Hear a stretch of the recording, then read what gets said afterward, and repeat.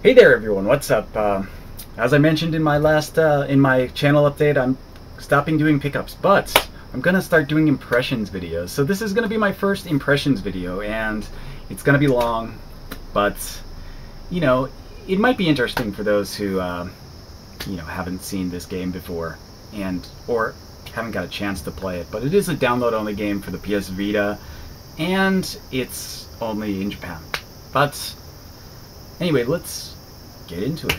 So, we're going to be looking at Samurai and Dragons for the PS Vita. And Samurai and Dragons here is... it's a Japanese-only game at the moment. I'm not sure if they're going to localize it or not, but it is made by Sega. And it's kind of an online... like an MMO, I guess. But it's not like World of Warcraft or something. It's more has that kind of like iPhone kind of setup where you have to wait for things to happen. But it's not as bad as you might think. It's not like terrible that way. But anyway, we'll look at a little bit of this. It's really in depth. It's not like a Facebook game. Let's say that. It's actually got quite a lot of content. So it's quite fun to play. I find myself picking it up and playing it for 20-minute bursts every once in a while, and then like do something else and then pick it up again later, which is probably the optimal way to play this game if you don't want to spend any money, which I don't. So here it's online. You have to be connected to the server to play, so it's connecting right now. But yes, here's log into my main account just to show you guys what this is kind of all about. So here it'll start you on your main screen. This is your town. The first part of the game is kind of this town simulation. So I have like different types of buildings that have different effects. So this is like my kind of warehouses, and it shows how much I can have in my how many resources I can have. The resources are listed at the top, those 4 icons. And you have stone, wood, metal, and food. But, this is my resources on the... here is food, and here is stone, here is metal, and here is wood. There's a bunch of other buildings, though. And they have a bunch of different effects. So the buildings decide how many troops you can have in your town, how many units you can put in them, how much you can strengthen the weapons for your main characters, and various other things. How much you can trade with other parts of your town for items. So you can trade a certain amount of metal for food, or stone for wood, or something. But there's actually a lot of stuff about this game. It's pretty cool. But what we'll do is we'll look at it, because it's not just this one town. You don't have just this. You actually have the option to build extra towns. So I'll show you that first. Here's the map, which is my town area. So here's my town. And you can see I have these extra towns here. These are like kind of sub-towns, like little bases, but they don't have as much stuff in them. And you can see like it has less stuff, but it's the same types of buildings, so I can add more units to this town as a separate kind of area with different effects on each unit. And they produce their own stuff for the benefit of the area, I guess. So it's pretty in-depth, and you get more of those as you level up. So I can currently build 4. I only have 3 built though. And the blue area here is my taken over area, the areas I've taken over, and each little square has its own kind of level. People in red are enemies, people in green are people who are part of my guild, and up until recently I had my own guild, and I recently joined up with a bigger guild because I was once the ruler of this tower here, but I got destroyed by some mega power super guild from across the map. So you know, because I was a small guild, so I kind of joined up with a bigger guild, so I can't be bullied around anymore. But surprisingly, though this is player versus player, I hardly ever get attacked by anybody. It costs a lot of resources to attack people, and a lot of people just don't want to wait to build up the resources, me included. But you can extend your area way far away. You'll see, like, over here on the map, I have my own little area I've kind of carved in the middle of these other people's warring states. And this was because I was going to try to take over this tower, but since I joined the other group, they already have a level 2 tower, and I don't need to attack that one now.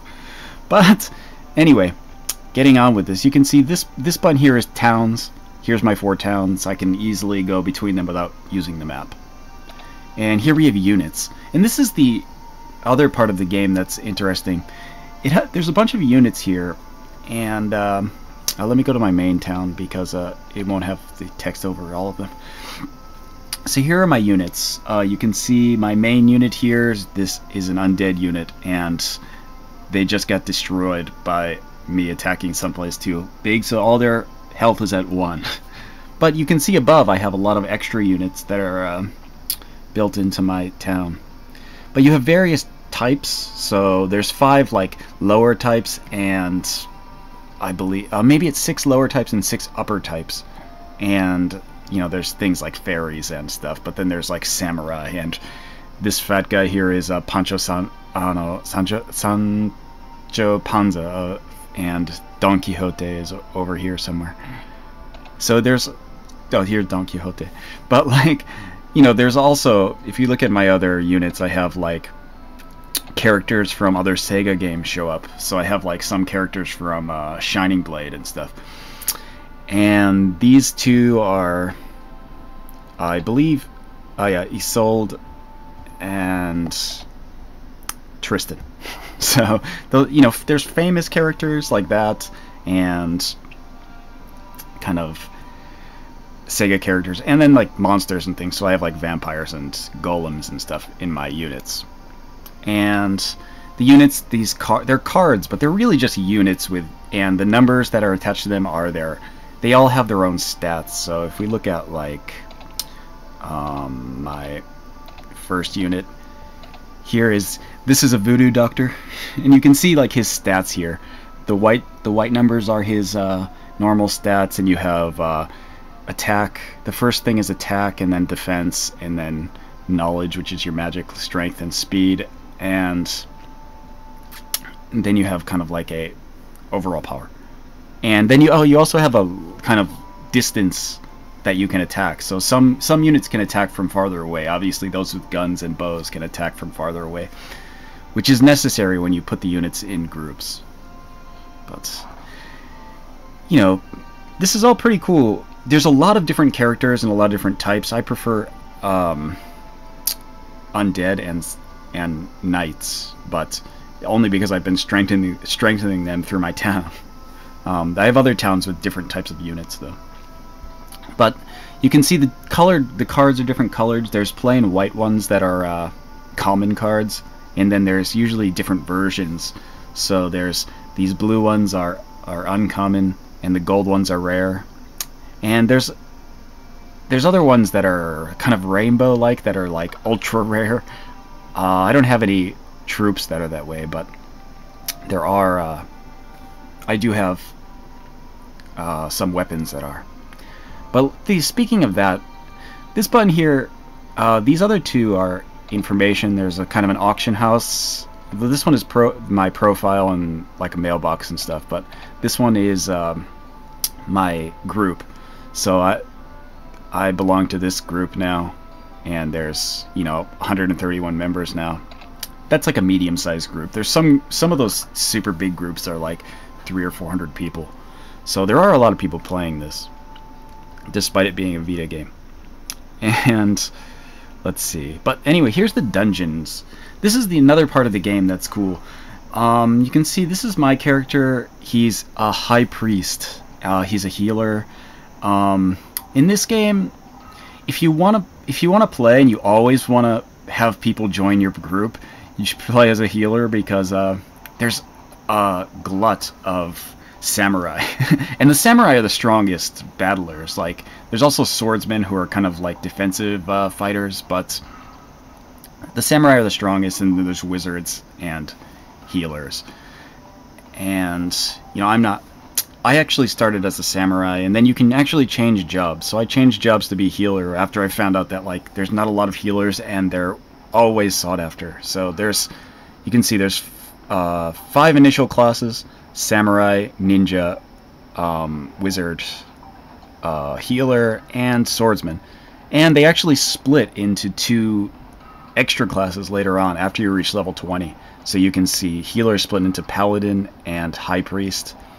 And high priests are stronger at healing, and paladins, obviously, they don't have much healing ability, but they have some kind of holy magic and fighting ability. They're not so hot, I think. I'm all about the high priest. I previously have a level 20 samurai also, but I never use him. But yeah, you can see there's these 4 categories over here also that are skill selection. So I actually you have a bunch of skills you can select. There's the button assignments, and you have all these different skills to select from for various effects, and it's all pretty good. Each character class has their own, you know, specific ones. And here is my weapons. So this is the weapon I'm weapon strengthening, this part is. And you can add kind of extra parts to the weapons. I don't think I can strengthen this weapon anymore. But you see you have these crystals here. So red adds strength to the weapon, so you would do more damage, and blue adds more accuracy, and green adds more magic replenishment, so you can replenish your magic quicker.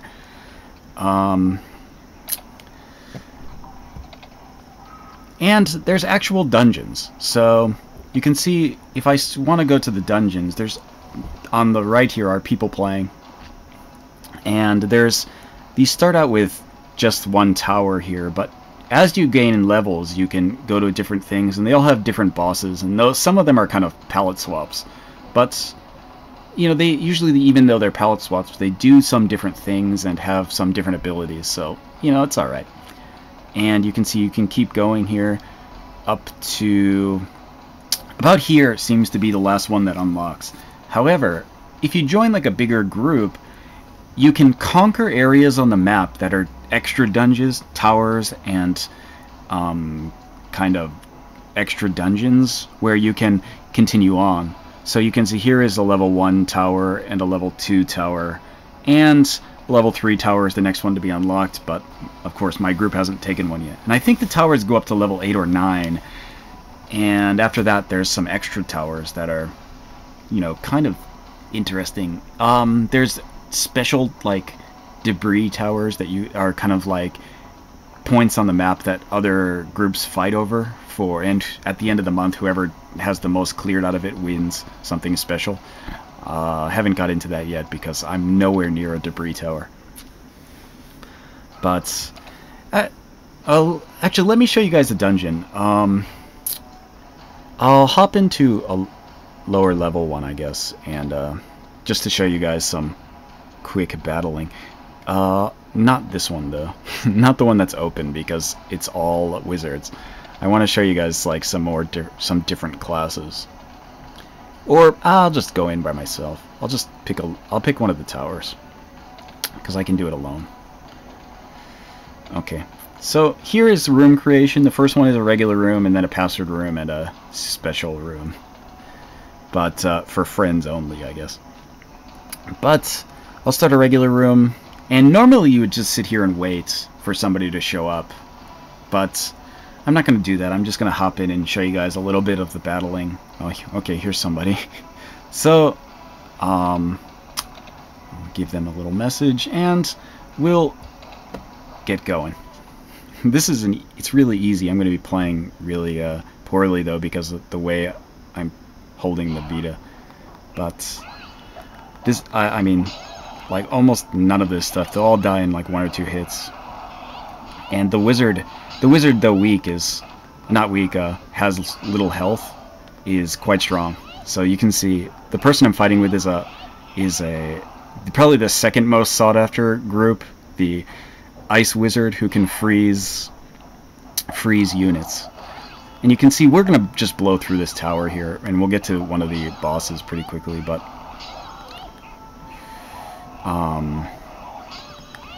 yeah, overall this is gonna, you know, it shouldn't take that long to clear the whole thing because the towers are generally short. But it gives you guys an idea. This is, you know, it's kind of like, usually it's 4 people, and if you play like a harder level, it's relatively challenging. Like, you can't do them by yourself. Like, this one is for level 15, and I'm like level 40, so you can see, like, it's really easy. We're just destroying these levels. But overall, the game itself is a lot of fun. I find myself playing it every day, actually. You get login bonuses and stuff, and, you know, the whole thing is, you know, generally, like, you can go in dungeons 4 times a day. Well, it builds up, though, so you can actually, if you miss a couple days, you can save up your things, and then you get, there's plenty of ways to get bonuses to go in the dungeons more than just 4 times a day that refresh. So here's a boss, actually. He's the albino afro samurai, I guess. I don't know, but riding a frog. Actually, the bosses are pretty cool in this. This one is actually the first boss you come in contact with, but there's other bosses like Nobunaga Oda and stuff is the final boss.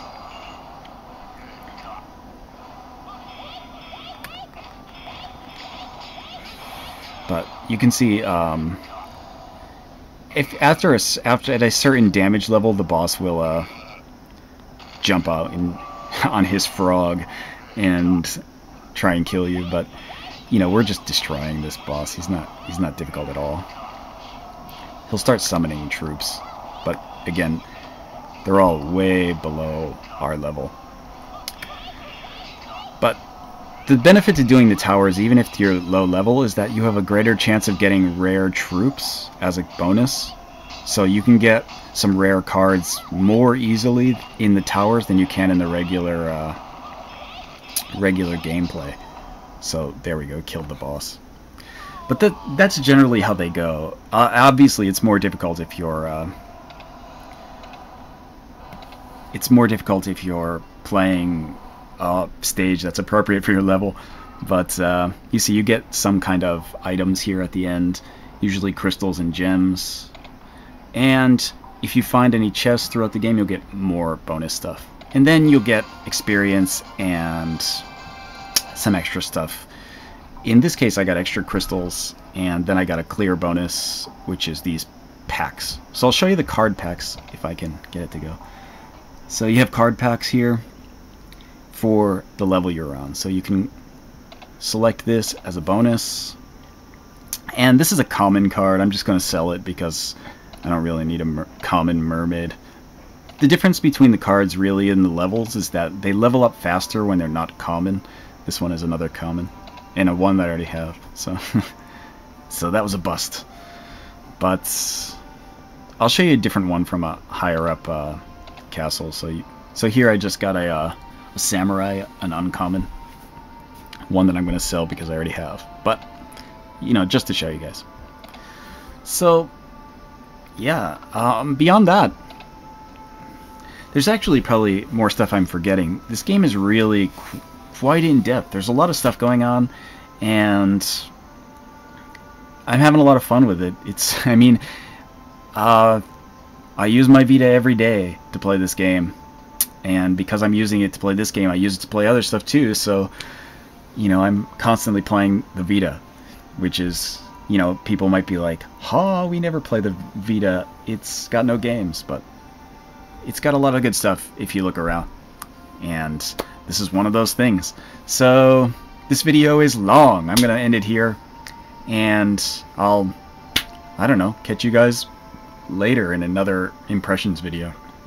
So see you next time.